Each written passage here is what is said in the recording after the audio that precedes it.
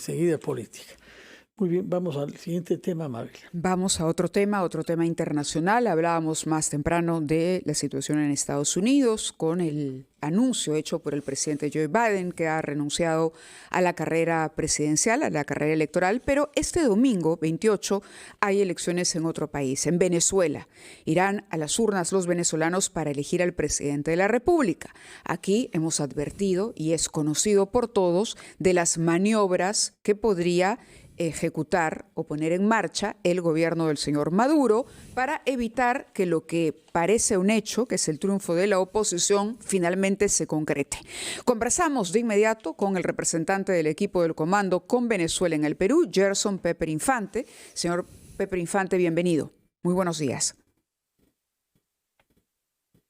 ¿Aló? Hola. Aparentemente tenemos alguna dificultad con el señor Pepper. A una dificultad de audio. En todo caso, tú has resumido la situación bien. Desdichadamente, el día de nuestra fiesta nacional tendremos que ocuparnos de las elecciones en Venezuela. Son elecciones muy importantes porque todas las previsiones hacen pensar que va a ganar la oposición pese a la hostilidad que ha habido por parte de las autoridades del Estado que impidieron la candidatura de la señora Corina Machado, que era la lideresa indiscutible. Después hubo otra lideresa que hemos recibido acá, sí, la señora Corina, y finalmente también retirada para terminar en un candidato que pese a todo sigue teniendo mayores intenciones de voto según todas las encuestas confiables. Vamos a ver cómo reacciona el régimen de Maduro, porque perder el poder al cabo de 25 años y con todas las acusaciones que hay contra él y contra el entorno de él, va a ser una situación difícil. Es una situación particularmente favorable para la oposición porque finalmente y después de muchos intentos, ¿no?, con figuras que parecían haber conseguido la unidad, hoy por hoy parece que se ha logrado finalmente unir a la oposición en la figura de Edmundo González Urrutia, que es el candidato favorito según las encuestas. Pero, ¿qué ha pasado? Nicolás Maduro sigue poniendo limitaciones y trabas para el propio ejercicio del sufragio. Sobre eso hablamos ahora sí con Gerson Pepper Infante. Señor, muy buenos días. Buenos días. Sí, buenos días. Muy buenos días. ¿Cómo está? ¿Cómo está? Sí. Bien. Sí, buenos días. Le habla Gerson Pepper. Bueno, agradecido por esta ventana que se está abriendo, de verdad, esta oportunidad de expresar el sentimiento de miles de venezolanos de cara a lo que va a ser las elecciones del 28 de julio en la ciudad de, aparte de Venezuela, en parte de los países a nivel internacional. ¿Cómo se explica, señor Pepper, que habiendo más de un millón de venezolanos adultos en nuestro país, apenas una minoría ínfima de 700 estén calificados para votar? Sí, eso fueron las trabas que nos ha tocado superar. Fueron una serie de requisitos fuertes que nos colocaron, como residencia permanente, pasaporte vigente, y sabemos que la realidad de nuestro gobierno en Venezuela es otro, donde el pasaporte te vale $320, en el cual a veces es muy imposible, uno de los pasaportes muy caros a nivel internacional, y fueron los obstáculos que nos ha tocado sobrellevar para que llegue el día de las elecciones, faltando hoy 6 días para que se lleve a cabo el proceso. De acuerdo. Entonces, solamente 700 venezolanos han quedado habilitados para votar en el Perú. No. En el momento hay 659 que quedaron habilitados para ejercer el voto en la ciudad de Lima, en la embajada. 659. De acuerdo. Correcto. ¿Eso puede modificarse en los próximos días o ya se cerró el padrón? Ya se cerró el padrón, solo lograron inscribirse 70 personas en total, imagínense. Bueno, ¿y qué es lo que puede pasar en Venezuela? ¿Qué prevé usted si, como los sondeos hacen pensar, gana la oposición dirigida por el señor Edmundo González Urrutia? ¿Cómo puede reaccionar el gobierno ante una derrota? Sí, bueno, se le está haciendo un llamado a las Fuerzas Armadas para que hagan prevalecer y reconozcan el triunfo de Edmundo González, porque el sondeo que se está viendo y la realidad no es una elecciones cualquiera, es una elecciones que ha sido de mucha motivación. Las calles de Venezuela están abarrotadas, señores. Se está viendo en las diferentes tomas de la concentración de los candidatos. Inclusive María Corina ha estado apoyando como líder de la oposición en Venezuela, y es inminente del cambio que se viene para Venezuela, y solamente estamos pidiendo nosotros que se respeten los derechos y que no ocurra ninguna masacre, como lo han expresado anteriormente el candidato del gobierno. ¿Pero hay alguna indicación de que la Fuerza Armada venezolana puede manifestar independencia frente a un régimen que está en el poder desde hace 25 años y que ha intentado corromperla por todos los medios? Bueno, nosotros confiamos en la Constitución. Indirectamente la situación que hemos vivido, confiamos y le enviamos, los candidatos le han enviado un mensaje a las Fuerzas Armadas que hagan prevalecer los derechos de todos los venezolanos, y más en este momento. Nosotros confiamos, nosotros pedimos también a la comunidad internacional que esté muy atento, porque la situación de lo que viene en 6 días va a ser muy fuerte, y bueno, solamente pedimos que todo marche con mucha tranquilidad. Bueno.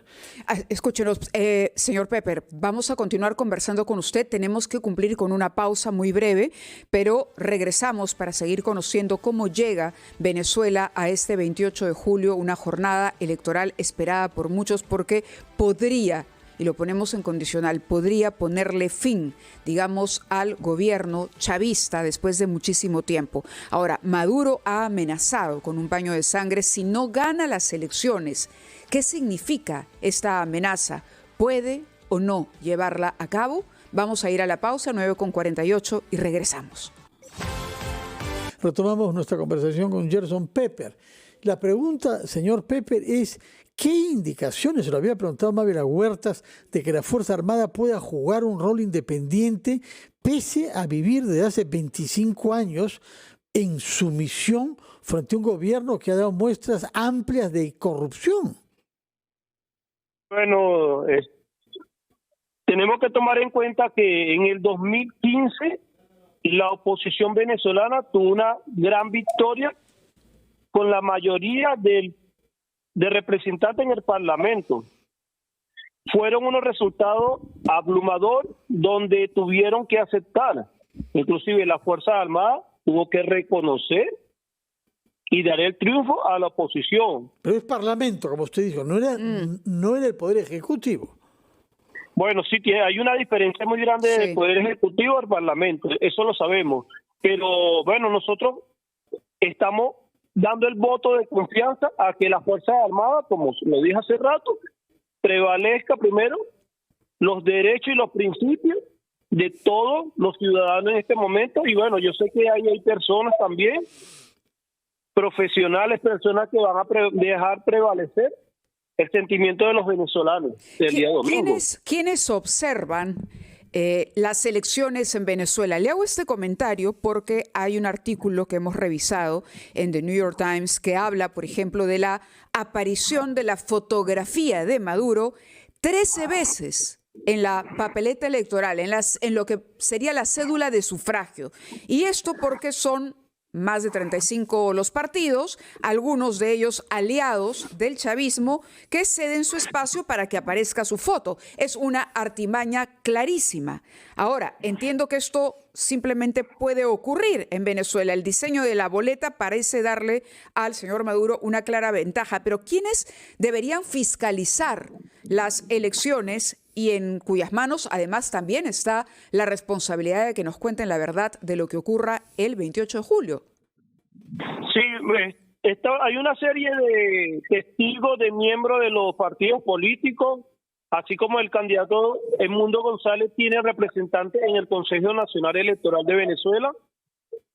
No ha sido fácil porque son cantidades de partidos políticos que Maduro tiene el control Inclusive hay unos partidos políticos que eran de la oposición y esos partidos políticos fueron secuestrados y hoy en día tienen candidatos que no son de la oposición. Y ellos son los representantes que se encuentran en el CNE verificando el proceso, la auditoría, las máquinas que van a ser utilizadas el día domingo.